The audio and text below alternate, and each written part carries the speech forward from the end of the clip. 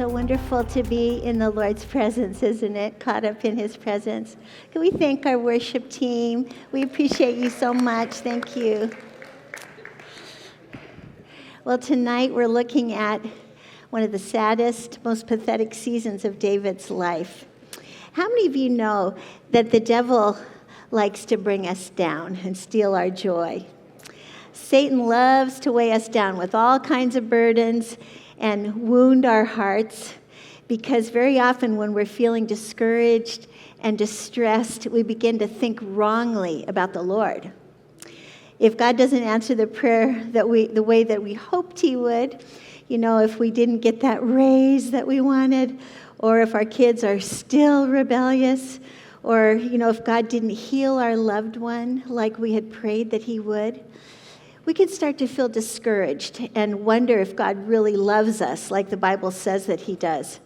Sometimes, in our desire to get out from under the burden of disappointment and discouragement, even for a little while, we're tempted to escape and give in to the desires of the flesh. Some people escape by drinking too much. Some people escape through having an affair. Some through gambling or overeating or shopping or etc. You name it. There are all kinds of escapes. They're tired of fighting the good fight of faith, so they just run to something that gives them temporary comfort. The only problem with that is that it creates a whole new set of problems sometimes. And those problems don't only affect us, but they affect our families and all the people around us. Well, that's what happened to David in tonight's chapters. He was worn out and exhausted. He was tired of fighting the good fight of faith against King Saul. And so he escaped again to Gath, the land of the Philistines. The opening verse of 1 Samuel 27 says, "But David thought to himself, one of these days I will be destroyed by the hand of Saul. The best thing I can do is to escape to the land of the Philistines. Then Saul will give up searching for me anywhere in Israel, and I will slip out of his hand." Does that sound familiar? It's the same reasoning that he had used back in chapter 21, right? When he ran to Achish, the king of Gath, and then had to pretend to be insane in order to get away. Now, a few chapters later, and perhaps a few years later, David is exhausted and stressed again. He's just tired of living in caves in the wilderness. He's tired of waiting for the Lord to bring Saul's life to an end, and he's discouraged. So he says to himself, I'm getting out of Israel, and then Saul will quit hunting me down. The Hebrew phrase in verse 1 where it says David thought to himself literally means David talked to himself. Instead of talking to the Lord, as he usually did, David talked to himself. Many other times, David modeled exemplary faith. Time and time again, we've read the words, David inquired of the Lord. He usually sought God's will before making a major decision, but not this time. On this occasion, David talked to himself instead of talking to God, and he made a bad decision that was based on fear instead of faith. His decision affected not only him, but also his 2 wives and his entire army of 600 men and all their families. Verses 2 through 3 say, So David and the 600 men with him left and went to Achish, son of Maok, king of Gath. David and his men settled in Gath with Achish. Each man had his family with him, and David had his 2 wives, Ahinoam of Jezreel and Abigail of Carmel, the widow of Nabal. I read this and I thought to myself, why would David go back to King Achish, the king of the Philistines, before whom he, pretended to be insane? And why in the world would King Achish take him back again? The only explanation I could come up with was that it was clear this time, when it wasn't clear before, that David and Achish shared the same enemy, King Saul. And this time, David brought 600 fighting men with him, whom Achish probably figured he could use as mercenaries. So somehow, Achish overlooked the fact that David had acted like a madman before, and he welcomed him and his army to Gath, the hometown of the giant Goliath, whom David had slain. Verse 4 says, when Saul was told that David had fled to Gath, he no longer searched for him. So David accomplished his immediate goal because Saul stopped pursuing him. But now David was in a place of compromise where he had to submit and report to a Philistine ruler. By the way, there's no record of any psalms that David wrote during this time. This was definitely a low point in his spiritual life. The sweet psalmist of Israel was mute. Verses 5 through 7 say, then David said to Achish, if I have found favor in your eyes, let a place be assigned to me in one of the country towns that I may live there. Why should your servant live in the royal city with you? So on that day, Achish gave him Ziklag, and it has belonged to the kings of Judah ever since. David lived in Philistine territory a year and 4 months. It's sad to hear David call himself the servant of the Philistine king, right? I mean, years before, after he had killed Goliath, the women of Israel had sung, Saul has killed his thousands and David his tens of thousands of Philistines. But how far he has fallen now. So David asked Achish for a city of his own, and Achish gave him Ziklag. David needed his own city away from Gath, where it would be harder for the king to observe his actions. Because although he needed to appear to be loyal to Achish, in reality, the Philistines were still Israel's enemy and still David's enemies. The fact that he said, let a place be assigned to me that I may live there, shows that he didn't plan to be in Philistine territory for a short vacation. He planned to live there, and indeed he ended up staying for a year and 4 months.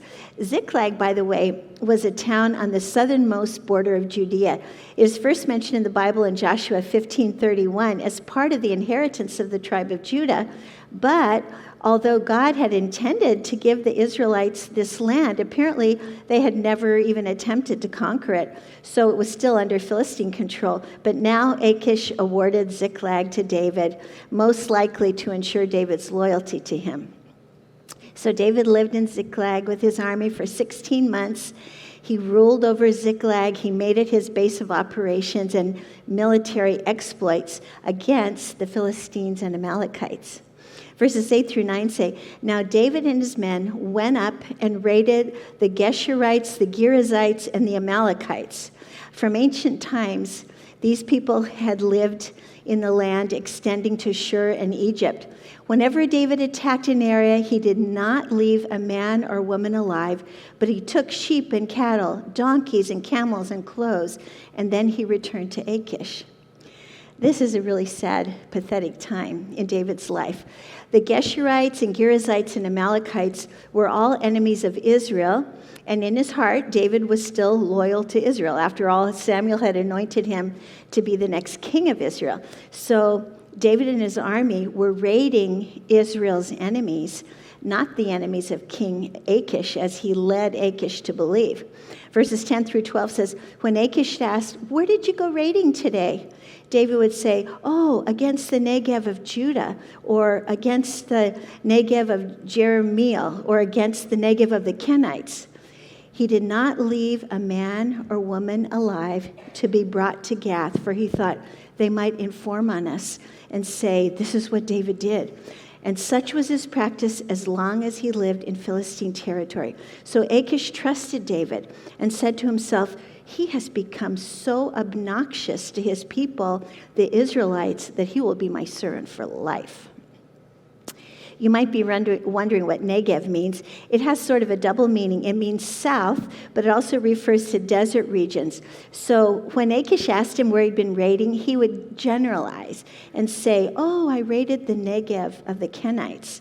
David made it sound like he had raided his own people, the Israelites, when in reality, he was raiding Israel's enemies. And then to make sure that word never got back to Achish of what he was really doing, David and his men would kill every man, woman, and child in the area that they raided. How horrible, right? I mean, it's hard to understand how David could live with himself. Apparently, he justified the killings since he was killing Israel's enemies. But women and children, I mean, it was awful. All those innocent people died so that what David and his men were really doing wouldn't be discovered. Verse 12 says that Achish trusted David. He believed David had severed all connection with his own people. He thought the Israelites would never take him back now. And that brings us to the end of chapter 27. And we didn't go over chapters 28 and 29 in our homework because I thought that would make the lesson too long. But I'll just briefly tell you what happened in those chapters. And please read them on your own when you get some time. In chapter 28, the Philistines were gearing up for battle against Israel once again, and Saul was afraid. Terror filled his heart, so he prayed for guidance, but God didn't answer him. So he decided to consult a medium, a fortune teller. In earlier days, under Samuel's influence, Saul had obeyed the passages in Leviticus and Deuteronomy that say to have nothing to do with mediums and the occult. So he had put all the mediums and fortune tellers out of the land. By the way, may I say that we as believers in Jesus should have nothing to do with the occult? Things like tarot cards, palm readers, horoscopes, and Ouija boards are dangerous links to the demonic, even if undertaken just in a spirit of fun. So please warn your children and your grandchildren to stay away from those things. So in his earlier days, when he was still influenced by Samuel, King Saul had put the mediums out of the land. But now he learned that there was one left, known as the Witch of Endor, who had been living in hiding. So Saul disguised himself as a common man, and he went to seek her out. Since God was no longer speaking to him and wasn't giving him any guidance, regarding this upcoming battle with the Philistines, he asked this woman to call Samuel up from the dead. By the way, this is the only account in the Bible of a seance. There are differences of opinion regarding this story. Did Samuel himself truly appear? Or was this an illusion perpetuated by the witch? Or was it a demonic deception, perhaps a familiar spirit? No one can say for certain. But when this ghost that looked like Samuel appeared, what he told Saul was accurate, and it came to pass exactly as he said it would. His message is recorded in 1 Samuel 28, 16 through 19. This ghost that looked like Samuel said, "Why do you consult me now that the Lord has departed from you and become your enemy? The Lord has done what he predicted through me. The Lord has torn the kingdom out of your hands and given it to one of your neighbors, to David. Because you did not obey the Lord or carry out his fierce wrath against the Amalekites, the Lord has done this to you today. The Lord will deliver both Israel and you into the hands of the Philistines, and tomorrow you and your sons will be with me. The Lord will also give the army of Israel into the hands of the Philistines." This brings us to chapter 29, where the Philistines gathered to attack the Israelites.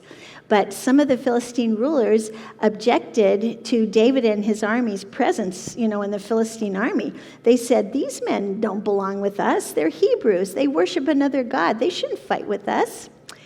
David was in a very awkward position, having pretended to be loyal to King Achish and the Philistines and having lied that his raids had been against the Israelites, when in reality his raids had been against Israel's enemy, the Philistines and the Amalekites. But King Achish trusted David, and he defended him to the other Philistine rulers. He said, "David has defected to me, and I find no fault in him." How convicted David must have felt when he heard that. I mean, imagine if you overheard an ungodly coworker insisting to other people that you really weren't a Christian at all because look at the way you live. That's kind of what David was probably feeling. But the other Philistine rulers were angry, and they disagreed with King Achish. They said, "Isn't this David, of whom they sang to one another, 'Saul has slain his thousands, and David his tens of thousands'?" David had been so full of faith in God when he was a young man. I'm guessing that hearing the Philistine rulers mention that victory song must have brought back memories of the zeal that he used to have for God. And That must have been really convicting since he had not been walking with the Lord for 16 months or more now. But in any case, Achish finally gave in to the demands of the other Philistine rulers. King Achish told David, "I have found no fault in you, but the other rulers don't trust you, so please go back to Ziklag in peace." And this is where chapter 30 picks up the story. Verses 1 through 2 say, David and his men reached Ziklag on the third day. Now the Amalekites had raided the Negev and Ziklag. They had attacked Ziklag and burned it, and had taken captive the women and everyone else in it, both young and old.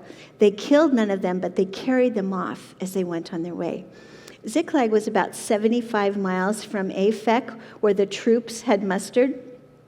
So on the third day indicates that David and his men were covering about 25 miles a day on the march south from Aphek to Ziklag, where they would have arrived, tired and hungry and expecting all the comforts and welcome of home. But instead, they got this horrible shock. Ziklag had burned to the ground, and everyone and everything David and his men valued was gone.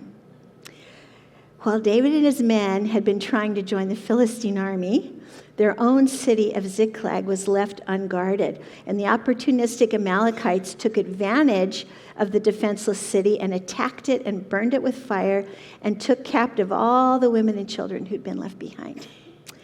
There's a touch of justice in there, isn't this? Since David and his troops had brought the same calamity on other cities while they had been bandit mercenaries, only they had done even worse. They had left no men or women or children alive.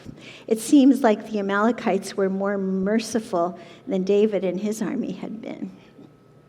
Verses 3 through 6 say, when David and his men reached Ziklag, they found it destroyed by fire and their wives and sons and daughters taken captive. So David and his men wept aloud until they had no strength left to weep.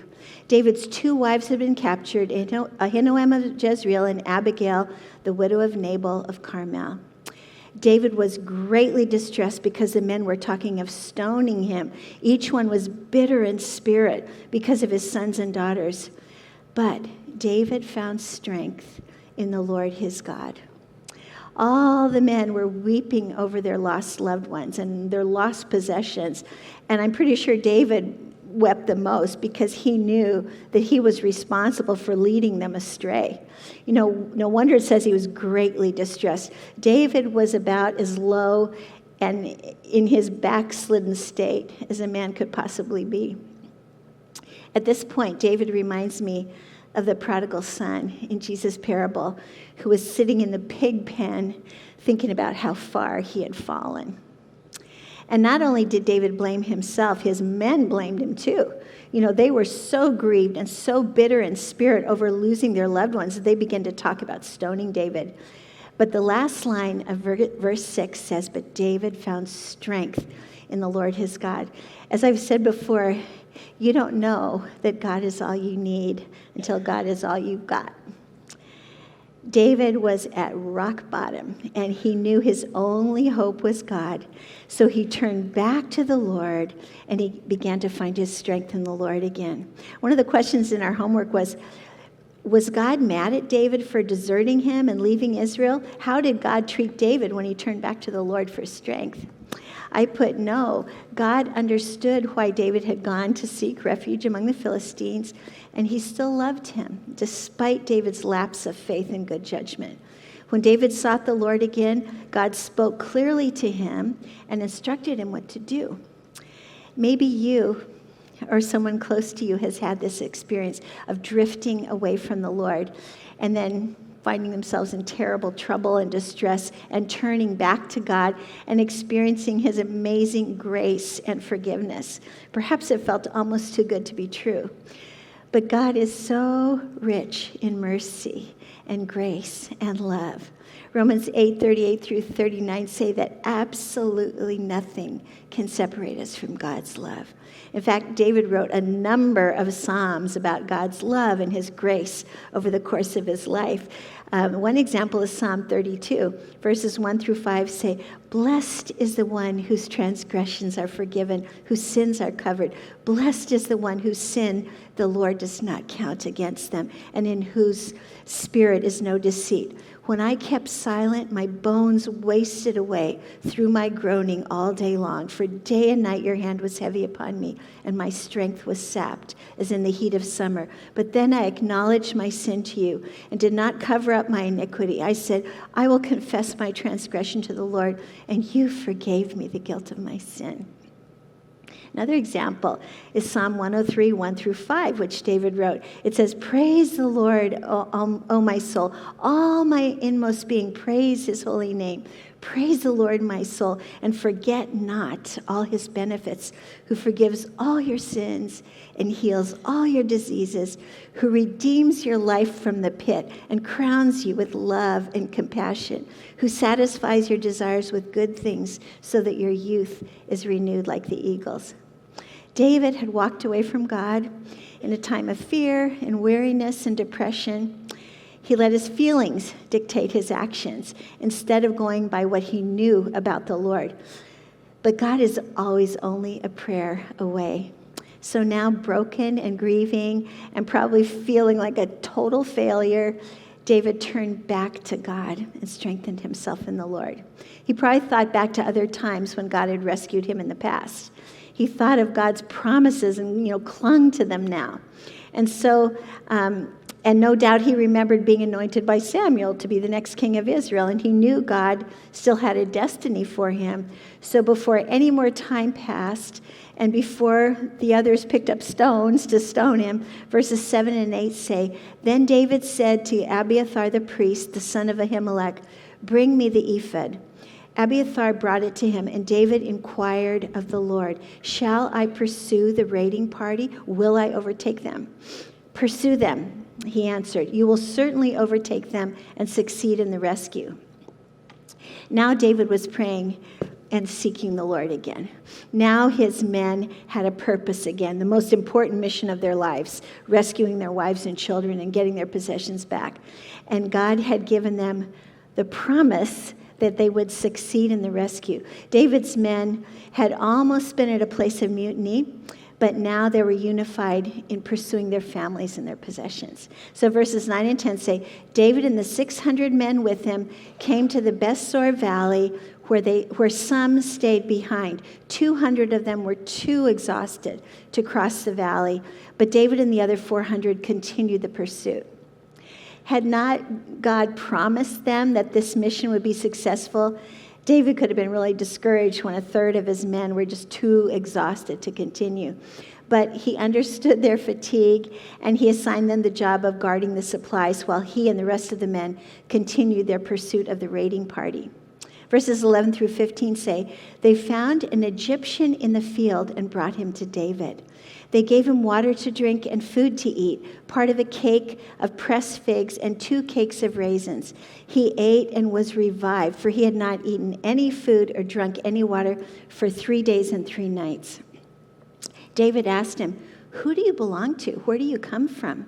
And he said, 'I'm an Egyptian, the slave of an Amalekite. My master abandoned me when I became ill 3 days ago. We raided the Negev of the Kerethites, some territory belonging to Judah, and the Negev of Caleb, and we burned Ziklag.' David asked him, 'Can you lead me down to this raiding party?' And he answered, 'Swear to me before God that you will not kill me or hand me over to my master, and I'll take you down to them.' In their hurry to catch the Amalekites, David and his men could have ignored this poor sick man that they found lying out in a field. But in kindness, they stopped and gave him food and drink. And in showing unexpected kindness to the Egyptian, God showed David unexpected blessing. The Egyptian promised to guide David to the camp of the Amalekites. So verse 16 says, "He led David down, and there they were, scattered over the countryside, eating and drinking and reveling because of the great amount of plunder that they had taken from the land of the Philistines and from Judah." David and his men surprised the Amalekites while they were enjoying this big victory celebration. And verses 17 through 20 say, David fought them from dusk until the evening of the next day, and none of them got away except for 400 young men who rode off on camels and fled. David recovered everything the Amalekites had taken, including his 2 wives. Nothing was missing, young or old, boy or girl, plunder, or anything else that they had taken. David brought everything back. He took all the flocks and the herds, and his men drove them ahead of the other livestock, saying, "This is David's plunder." It was a glorious victory for David and his army. They got their wives and children and all their possessions back, and their sorrow was turned to joy. God's promise had proved true. They overtook the Amalekites, and they recovered their possessions and their family members exactly as the Lord said that they would.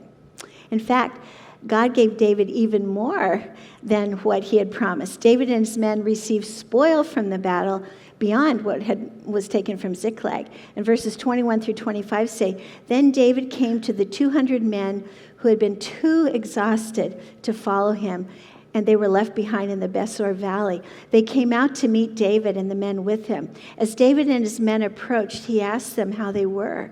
But all the evil men and troublemakers among David's followers said, Because they did not go out with us, we will not share with them the plunder that we recovered. However, each man may take his own wife and children and go.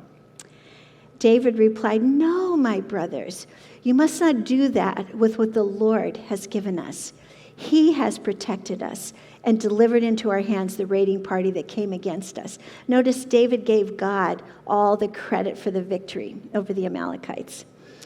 Who will listen to what you say? The share of the man who stayed with the supplies is to be the same as that of him who went down to battle. All will share alike.